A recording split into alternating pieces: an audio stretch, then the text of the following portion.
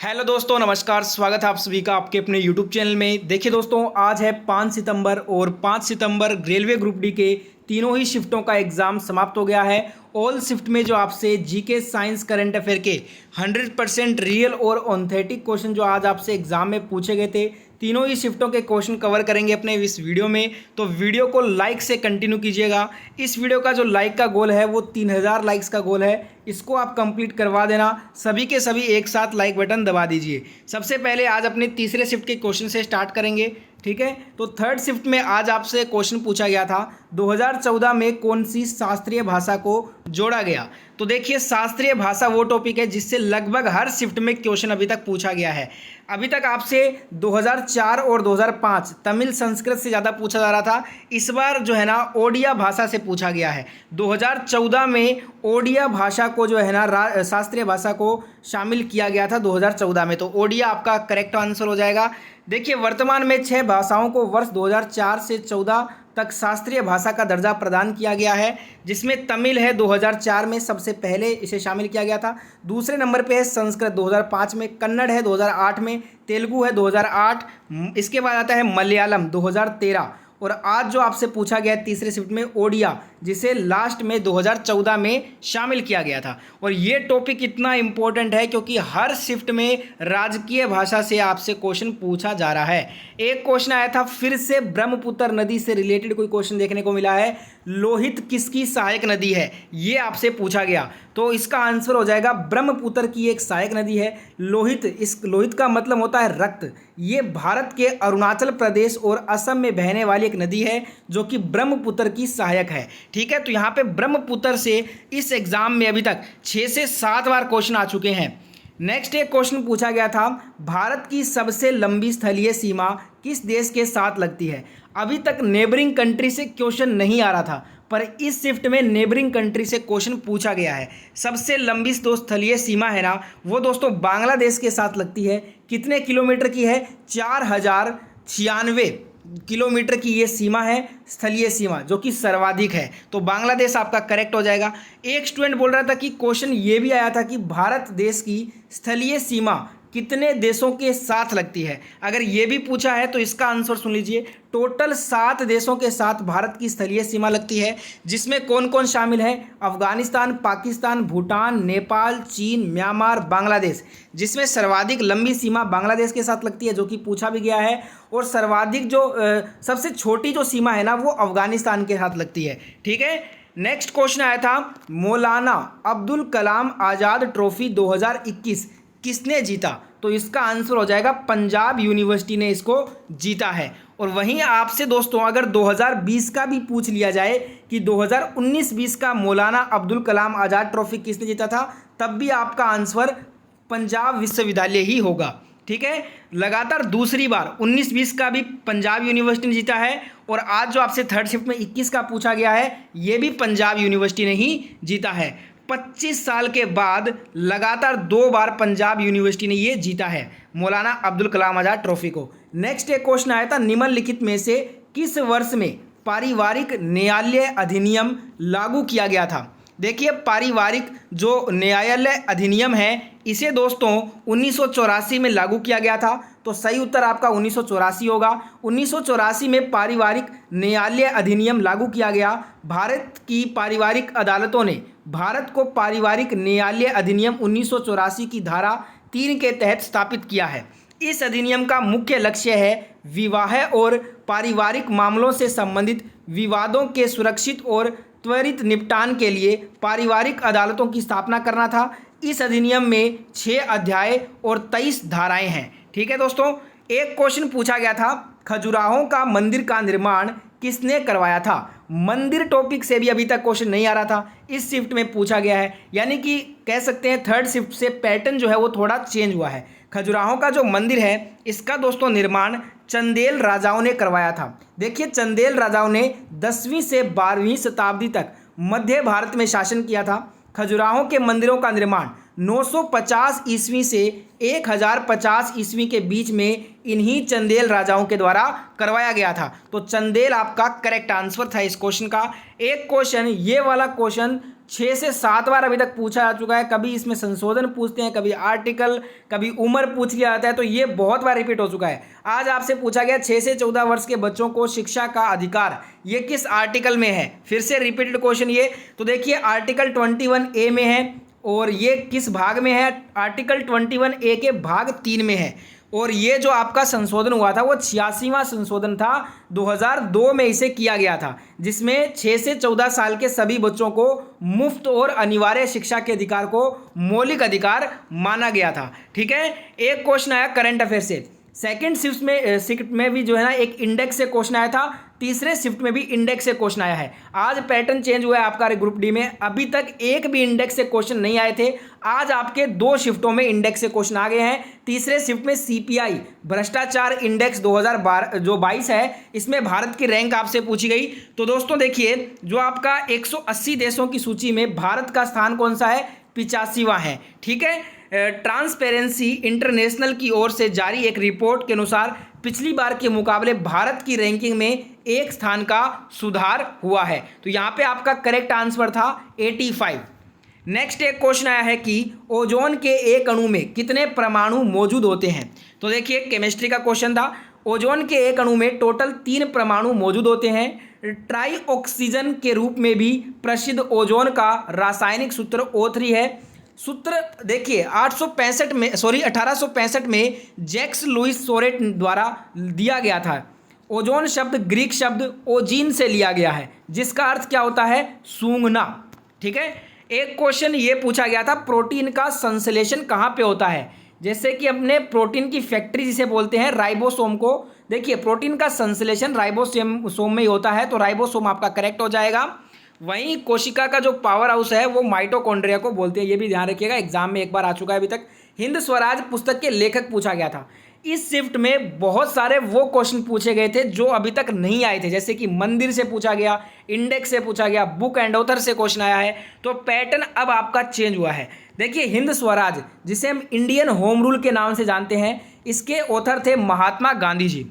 Next question पूछा गया था, द्वितीय पंचवर्षीय योजना में किस चीज पर बल दिया गया था? अब देखिए इससे पहले आपसे द्वितीय पंचवर्षीय योजना, प्रथम, तृतीय, इनसे बहुत क्वेश्चन आए थे, पर आज आपसे पूछा गया था किस चीज पे विशेष रूप से ध्यान रखा गया था। तो देखिए महालनोबिस के मॉडल पर यह आधारित थी, आपको बता दूं, जिसमें तीव्र औद्योगिकरण जो है ना लक्ष्य रखा गया था। द्वितीय पंचवर्षीय योजना के लिए भारी तथा मूल उद्योगों पर विशेष बल दिया गया। इन मूल महत्व के उद्योगों अर्थात लोहे एवं इस्पात, अलोहे धातुओं, भारी रसायन, भारी इंजीनियरिंग और मशीन निर्माण उद्योगों को बढ़ावा देने का दृढ़ निश्चय किया गया था। तो यहाँ पे आपका राइट आंसर क्या होगा?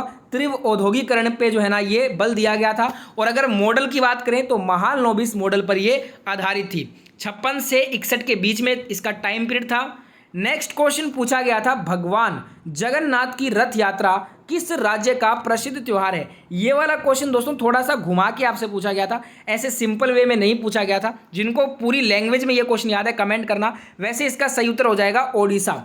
ठीक है, देखिए जो रथ यात्रा या जिसे हम रथ यात्रा या रथ महोत्सव के नाम से जानते हैं, तीनों इसी के नाम हैं। ये भारत के ओडिशा राज्य के पुरी में आयोजित एक हिंदू त्योहार है। यह भारत और विश्व में होने वाली सबसे पुरानी रथ यात्रा है, जिसका वर्णन ब्रह्म पुराण, पद्म पुराण और स्कंद पुराण और कपिला संहिता में पाया जा सकता है।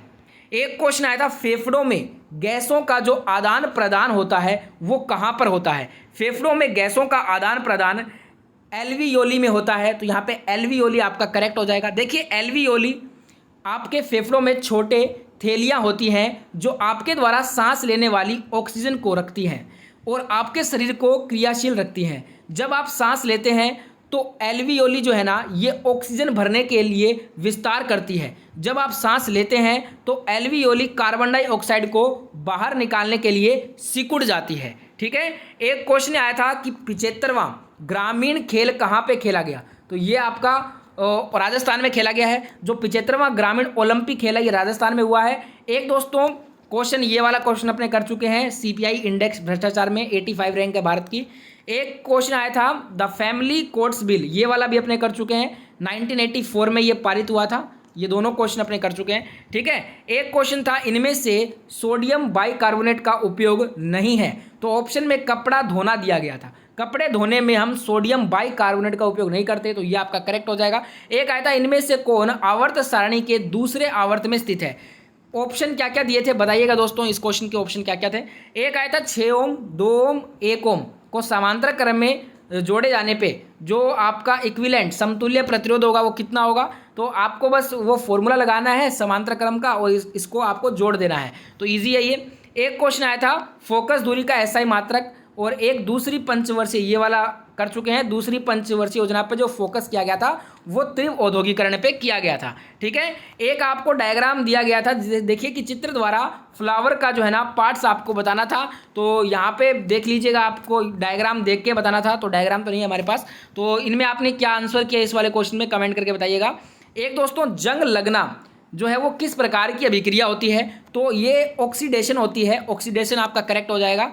एक आया था जाइलम फ्लोएम पर कथन वाला कोई क्वेश्चन था, और एक देखिए lead nitrate plus potassium iodide. ठीक है, इसमें आपको रिएक्शन करवाना था, तो यहाँ पे देखिए जो भी आंसर होगा बताइएगा कमेंट में क्या आंसर आपने किया इसका। और ये कुछ क्वेश्चन थे जो स्टूडेंट के द्वारा भेजे गए थे थर्ड शिफ्ट के। एक और क्वेश्चन भेजा गया था कि जिस राज्य में विधानसभा और विधान परिषद दोनों होता है उसे हम क्या बोलते हैं। देखिए अगर कोई राज्य में विधानसभा भी है और विधान परिषद भी है तो हम उसे क्या बोलेंगे, द्विसदनीय बोलेंगे। ठीक है, तो यहाँ पे द्विसदन आपका करेक्ट हो जाएगा। एक क्वेश्चन आया था किस राज्य ने 75 जिलों में खेल का प्रतिनिधित्व किया है। तो देखिए जो आपका यूपी है ना, यूपी राज्य ने अब वन डिस्ट्रिक्ट वन स्पोर्ट्स के तहत प्रदेश के 75 जिलों में खेलों को दिया जाएगा इसमें बढ़ावा। तो यहाँ पे उत्तर प्रदेश आपका करेक्ट हो जाएगा। उत्तर प्रदेश की ये स्कीम है नहीं, वन डिस्ट्रिक्ट वन स्पोर्ट्स के तहत प्रदेश के सभी 75 जिलों में खेलों को दिया जाएगा इसमें बढ़ावा। वन डिस्ट्रिक्ट वन गेम में 14 खेलों का चयन किया जाएगा। ठीक है, नेक्स्ट एक क्वेश्चन आया था प्रतिरोध श्रेणी क्रम में जोड़कर निकालना था, तो जितने भी प्रतिरोध थे उनको आप आपस में जोड़ दीजिए, आपका समतुल्य प्रतिरोध हो जाएगा। एक ऐसे ही क्वेश्चन पूछा गया था मुद्रास्फीति को बढ़ाने के लिए आरबीआई क्या क्या करता है। ये वाला क्वेश्चन पूरा नहीं मिला, जिनको याद है कमेंट कीजिएगा। ठीक है दोस्तों, अब अपने आज के फर्स्ट शिफ्ट के क्वेश्चन करेंगे, थर्ड शिफ्ट के हो चुके हैं, फर्स्ट शिफ्ट के कर लेते हैं, इसके बाद लास्ट में सेकेंड डे करवा दूंगा।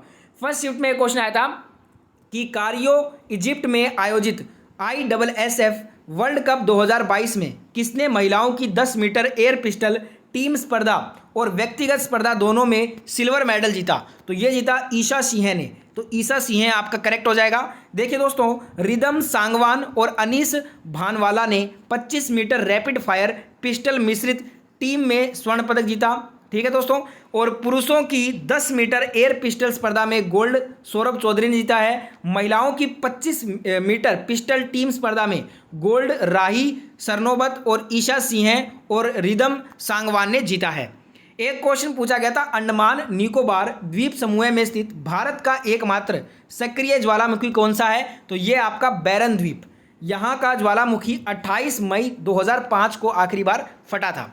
एक क्वेश्चन पूछा गया था फर्स्ट शिफ्ट में केंद्र और राज्यों के बीच शक्ति का बंटवारा ये किस अनुसूची में है। तो ये संविधान की 7वीं अनुसूची में है।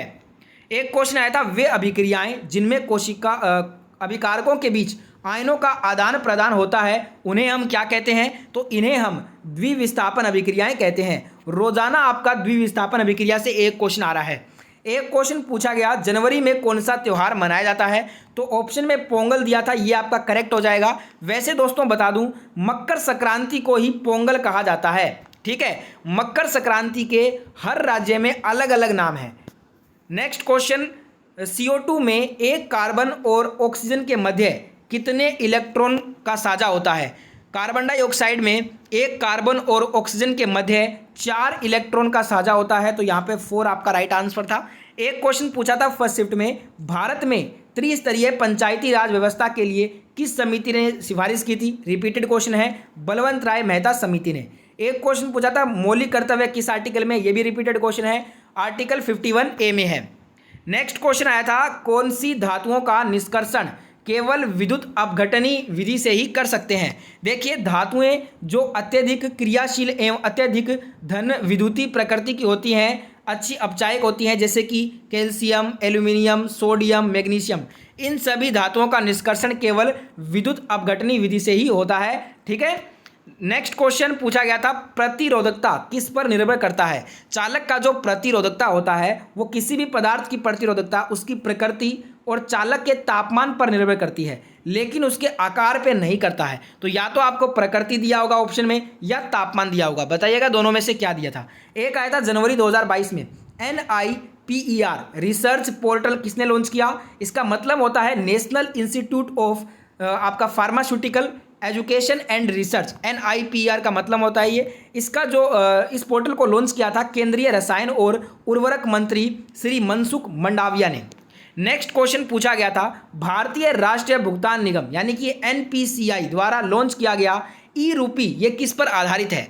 NPCI के द्वारा लॉन्च किया गया ई रूपी ये आपका ई वाउचर पे आधारित है। ठीक है, ई वाउचर डिजिटल भुगतान समाधान। ई रूपी प्लेटफॉर्म को NPCI ने अपने UPI प्लेटफॉर्म पर वित्तीय सेवा विभाग, स्वास्थ्य और परिवार कल्याण मंत्रालय और राष्ट्रीय स्वास्थ्य प्राधिकरण के सहयोग से विकसित किया है। एक क्वेश्चन पूछा गया था, complete the reaction SO3 plus H2O। इस रिएक्शन को कंप्लीट करेंगे तो क्या होगा? H2SO4। ठीक है। एक क्वेश्चन पूछा गया था, कौन सा पब्लिक सेक्टर यानी कि गवर्नमेंट बैंक है? वर्तमान में टोटल 12 PSU बैंक है यानी कि पब्लिक सेक्टर बैंक हैं। कौन कौन से हैं? Bank of Baroda, bank of India, bank of Maharashtra, Canara bank, central bank of India. इसी के हिसाब से और देख सकते हैं, ये सभी क्या हैं? PSU बैंक हैं वर्तमान में टोटल। एक क्वेश्चन आया था, मासिक धर्म के स्थायी रूप से बंद हो जाने को क्या कहा जाता है? इससे पहले ग्रुप डी में आपसे 2 बार पूछा था, प्रथम मासिक धर्म को क्या बोलते हैं? रजोदर्शन। और आज थोड़ा सा चेंज करके पूछा है कि मासिक धर्म के स्थायी रूप से बंद हो जाने को क्या कहते हैं? तो इसे रजोनिवृत्ति कहते हैं।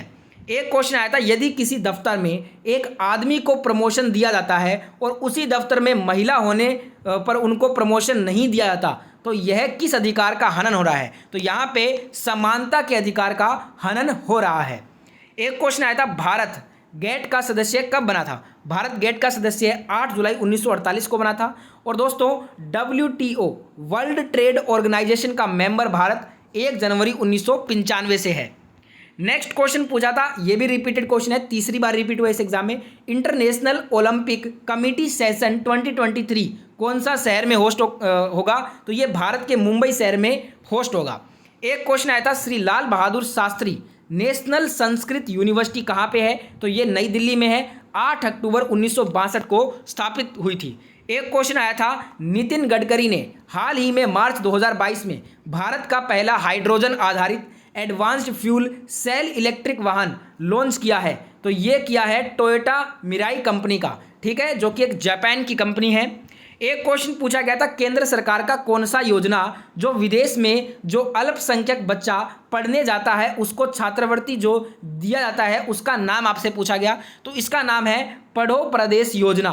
इसका शुभारंभ अल्पसंख्यक कल्याण मंत्रालय द्वारा 2013-14 में किया गया। योजना के अंतर्गत सरकार छात्रों द्वारा लिए गए ऋण के ब्याज दर पर 100% सब्सिडी देगी। एक क्वेश्चन आया था, प्रोकैरियोटिक कोशिका से संबंधित कि इनमें से कौन सा कथन गलत होगा? तो देखिए ऑप्शन में दिया था केंद्रक में पाया जाता है, तो यहाँ पे ये गलत कथन है और यही आपका करेक्ट आंसर था। कोशिका जिसमें नाभिक नहीं होता है प्रोकैरियोटिक कोशिका कहलाता है। प्रोकैरियोटिक कोशिका में कोई भी केंद्रक नहीं पाया जाता। एक क्वेश्चन आया था, ग्लास की पट्टी का अपवर्तनांक 1.414 है और आपतित किरण का कोण 45 डिग्री है, तो अपवर्तित किरण का कोण क्या होगा? साइन आई बराबर साइन आई बटा साइन आर से इसको सोल्व करोगे तो आपका आंसर आएगा 30 डिग्री। ठीक है। एक क्वेश्चन आया था, तमिल भाषा जो शैली है वो कौन सी शैली है? तमिल भाषा की शैली है द्रविडियन। और तमिल जो है ना ये भारत के अलावा श्रीलंका और सिंगापुर की राजकीय भाषा में इसे शामिल किया गया है। ये क्वेश्चन ग्रुप डी में आ चुका है एक बार। नेक्स्ट क्वेश्चन यहाँ पे देखिए, who define the music of सा रे गा मा पा in the basic of periodic table? तो ये दोस्तों डिफाइन करता है न्यूलैंड के अष्टक नियम को। एक क्वेश्चन आया था, जिसमें 3 कार्बन होते हैं वो कौन सा होगा? ग्लूकोज, एथेनॉल, पायरुविक अम्ल, बेंजोइक अम्ल। तो यहाँ पे विकल्प ये दिए गए थे जिसमें करेक्ट आंसर होगा ऑप्शन सी, पायरुविक अम्ल में जो है ना 3 कार्बन होते हैं। ठीक है। नेक्स्ट क्वेश्चन है डोबे राइनर से संबंधित दो कथन दिया गया था। पहला कथन था डोबे राइनर जैना विश्वविद्यालय में अध्यापन का कार्य कराया, ये बिल्कुल सही कथन है। उन्होंने किसी पदार्थ का बौछार करके पदार्थों का गुणधर्म का अध्ययन किया, ये वाला गलत है। बताइएगा आपने इसमें क्या आंसर किया था। एक क्वेश्चन आया था ग्लोबल MPI 2021 में भारत का रैंक। जैसा कि मैंने आपको कहा था इंडेक्स से अभी तक एक क्वेश्चन भी नहीं आया था, पर आज सेकंड शिफ्ट और थर्ड शिफ्ट में एक एक क्वेश्चन इंडेक्स से आया है। सेकंड में भी इंडेक्स से फर्स्ट शिफ्ट में भी इंडेक्स से पूछा था। MPI 2021 में भारत की रैंक तो 109 में से 66वीं रैंक है। 2022 में अगर बात करें तो ये रैंक 109 से 62 पे आ गई है। ठीक है, नेक्स्ट क्वेश्चन, यीस्ट के किण्वन से क्या उत्पाद बनते हैं। यीस्ट के किण्वन से जो आपका है ना एथाइल अल्कोहल और कार्बन डाइऑक्साइड बनता है। एक क्वेश्चन आया था कोयला, पेट्रोल, प्राकृतिक गैस किस प्रकार का संसाधन है। ये सभी गैर नवीकरणीय प्रकार के संसाधन हैं। नेक्स्ट क्वेश्चन आया था कि रेजिस्टेंस दिया था 3 ओम और 12 वोल्टेज था और आपको पावर फाइंड करना था। तो P बराबर V/I होता है और एक होता है V²/R। तो यहाँ पे आप क्या करोगे, V आपको दिया है 12 कर लो पहले, उसके बाद आप बटे में क्या करोगे, R कितना है 3, तो 144/3 करके जो भी आंसर आता है कमेंट करके बताइए। टूथपेस्ट की प्रकृति कैसी होती है, क्षारीय होती है। एक क्वेश्चन आया था जवाहरलाल नेहरू ने किस एक्ट को दास्ता का चार्टर के रूप में उल्लेख किया है और इसकी तुलना बिना इंजन और सभी ब्रेक वाली मशीन से की है। तो ये दोस्तों किया है भारत सरकार अधिनियम 1935 को। नेक्स्ट क्वेश्चन पूछा था किसी AC मोटर के आर्मेचर को तेजी से घुमा दिया जाए तो क्या होगा। ऑप्शन थे वोल्टेज बढ़ेगा, घट जाएगा, करंट बढ़ जाएगा या फिर करंट घट जाएगा। इन विकल्प में से आपने क्या आंसर किया था कमेंट करके बताना। नेक्स्ट क्वेश्चन आया था पेड़ पौधों द्वारा उत्सर्जित कौन सा उत्पाद मानव के लिए हानिकारक है। तो ये 4 विकल्प दिए गए थे। तो आपको पता होगा रात के समय में सूरज नहीं होता है, इसलिए जो फोटोसिंथेसिस की जो प्रक्रिया है वो नहीं हो पाती है, इसलिए जो पेड़ पौधे हैं ना वो CO2 ग्रहण करने की बजाय छोड़ते हैं और ऑक्सीजन को ग्रहण कर लेते हैं। इसलिए रात के समय में CO2 जो है ना जो उत्सर्जित उत्पाद है जो कि मानव के लिए हानिकारक है। नेक्स्ट क्वेश्चन पूछा गया था अपवर्तन से तारे टिमटिमाते हैं तो उनकी वास्तविक स्थिति कहाँ रहती है। देखिए ऑप्शन थे नीचे, ऊपर, स्थायी या अस्थायी, ये विकल्प दिए गए थे। तो ये तारों की वास्तविक स्थिति आभासी स्थिति से थोड़ी सी भिन्न होती है। तो आपने दोस्तों इनमें से क्या आंसर किया था इसका मेरे को कमेंट करके बताइएगा। एक क्वेश्चन आया था मेंडल ने लैंगिक संकरण क्यों कराया, इस प्रकार से कुछ क्वेश्चन था, पूरा एग्जैक्ट क्वेश्चन याद है तो कमेंट करना। एक आया था पराबैंगनी किरणों से कौन सा रोग होता है, ये वाला क्वेश्चन तीसरी बार रिपीट हुआ इस एग्जाम में, स्किन कैंसर होता है, त्वचा कैंसर। एक क्वेश्चन आया था नदियां जब पर्वतों से जो है ना गिरती हैं तो समुद्र में मिलने से पहले अनेक धाराओं में बंट जाती है, उसे हम क्या बोलते हैं।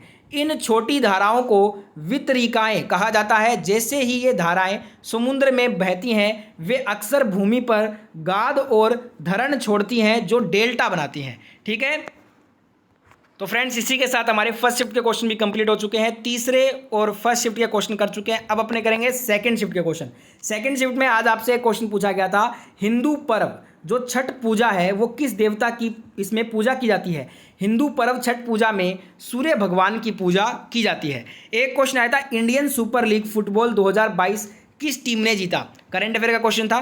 तो देखिए दोस्तों फाइनल में केरला ब्लास्टर टीम को हराकर हैदराबाद FC ने जो है ना Indian super league football 2022 tournament जीता। एक क्वेश्चन आया था संघ की राजभाषा हिंदी लिपि देवनागरी होगी, ये किस आर्टिकल से रिलेटेड है। तो ये आपका दोस्तों अनुच्छेद 343 वन के अनुसार संघ की राजभाषा हिंदी और लिपि देवनागरी होगी। तो राइट आंसर हो जाएगा अनुच्छेद 343 के।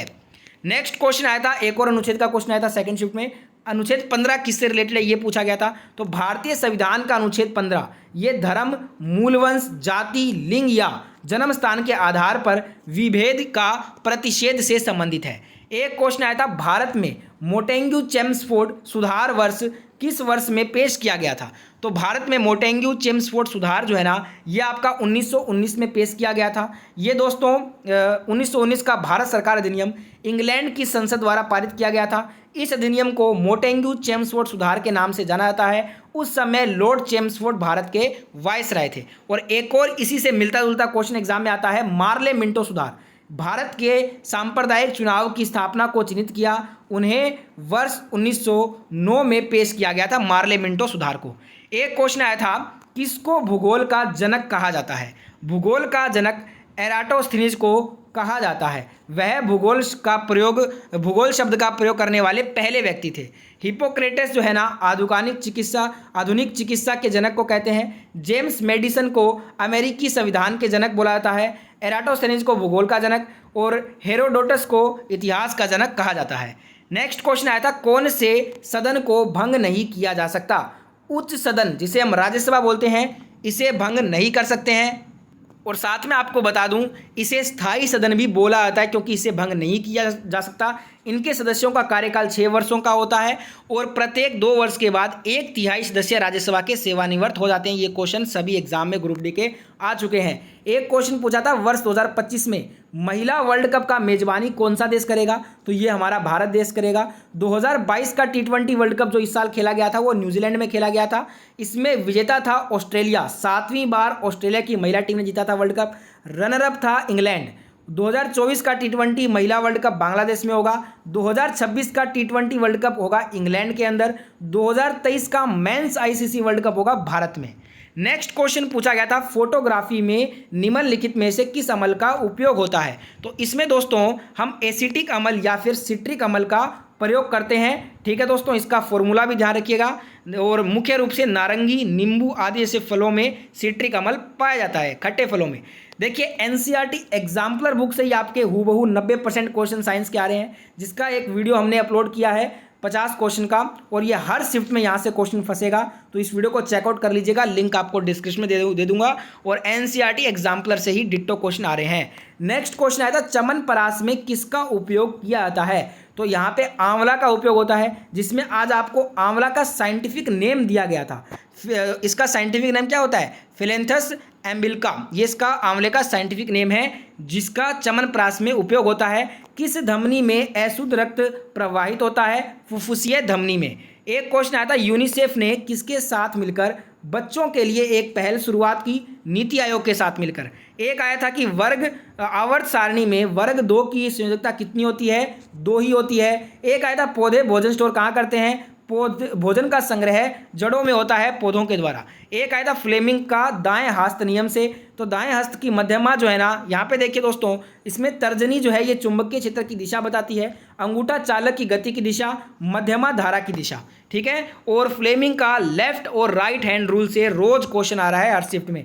एक आया था, हंस संप्रदाय किस देवता से संबंधित है? ये आपका निम्बार्क संप्रदाय से संबंधित है। एक क्वेश्चन आया था, कोरोना वायरस को रोकने के लिए भारत सरकार ने जो प्रथम ऐप लॉन्च किया था उसका नाम आपसे पूछा था। तो इसका नाम था आरोग्य सेतु मोबाइल ऐप। इसे 2 अप्रैल 2020 को लॉन्च किया गया था। वर्तमान में इसके यूजर 11.5 करोड़ से भी ज़्यादा हैं। नेक्स्ट क्वेश्चन आया था, 8, 6, 5 ओम के 3 प्रतिरोध को समानांतर क्रम में जोड़ने पर समतुल्य प्रतिरोध ज्ञात करना था। तो 1/R वाला फॉर्मूला लगाइए और इसका आंसर मेरे को कमेंट में बताइए। एक क्वेश्चन आया था, शांति स्वरूप भटनागर अवार्ड 2021 में किसे मिला? 11 जनों को मिला है। कौन सा नाम दिया गया था आज कमेंट में बताना। एक आया था, समानता का अधिकार किस आर्टिकल से संबंधित है? आर्टिकल 14 से 18 के बीच में। एक आया था, CuSO4 + 2H2O। तो यहाँ पे H2SO4 के साथ क्या आएगा? यहाँ पे H2SO4 में किस में जो है ना उपचय हो रहा है, इस प्रकार से कुछ क्वेश्चन था। इसमें जो है एग्जैक्ट ऑप्शन याद है तो कमेंट करना। एक अवतल दर्पण सूत्र से 2 न्यूमेरिकल आए थे। इलेक्ट्रिक करंट से में जो है ना समांतर श्रेणी से 2 प्रश्न थे। एक 8 ओम 10 ओम को समांतर क्रम में जोड़ने पर कुल प्रतिरोध क्या होगा, ये पूछा गया था। एक संसद का कार्यकाल कितने वर्ष का होता है? 5 वर्ष का होता है। अगर लोकसभा की बात हो रही है तो 5 वर्ष हो जाएगा, राज्यसभा के लिए 6 वर्ष होता है। ठीक है। एक आया था, आम जनता सीधे किसके संपर्क में रहती है? स्थानीय स्वशासन के। सेकेंड शिफ्ट का क्वेश्चन है ये, और ये ऑप्शन में था स्थानीय स्वशासन। एक आया था, इनमें से किसमें जो है ना एक मार्ग नहीं मिलता है? किसमें? तो देखिए, एक मार्ग जो टैग है ना, ये खाने की वस्तुओं में मिलता है। सोना आपको पता होगा खाना का जो है ना कोई वस्तु नहीं है, इसलिए यहाँ पे आपका सोना विकल्प में दिया था और ये करेक्ट हो जाएगा। एक आया था, फ्राइडे जो आपका माइकल फेराडे है ना, इसका प्रथम नियम में किस नियम पर आधारित है? माइकल फेराडे का प्रथम नियम विद्युत चुम्बकीय प्रेरण के सिद्धांत पर आधारित था। एक क्वेश्चन आया था पानी में रहने वाले जंतु किस प्रकार सांस लेते हैं, तो यहाँ पे ऑप्शन नहीं है, बताना कौन से जंतु का यहाँ पे बात किया गया है। अगर मछली दिया था तो गलफड़ हो जाएगा आंसर।